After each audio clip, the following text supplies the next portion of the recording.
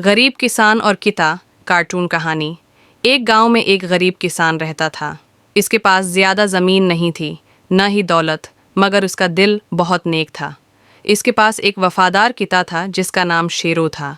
शेरो हर वक्त किसान के साथ रहता, खेतों की रखवाली करता और रात को घर की हिफाजत करता।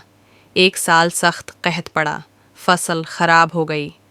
किसान के पास खाने को भी मुश्किल से कुछ बचा, मगर फिर भी वो अपना थोड़ा सा खाना शेरों के साथ बांट लेता।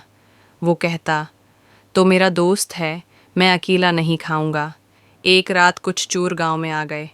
वो किसान के घर में चोरी करना चाहते थे। जैसे ही चोर अंदर दाखिल हुए, शेरों ज़ोर ज़ोर से भौंकने लगा। किसान जाग गया। शेरों ने चोरों का रास्ता रोक लिया। चोर डर कर भाग गए।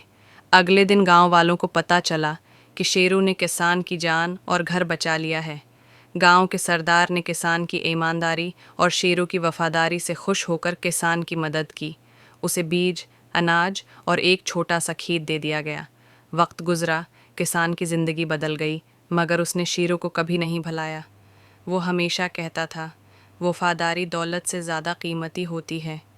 सबक: नेकी और वफादारी कभी ज़ाया नहीं जाते।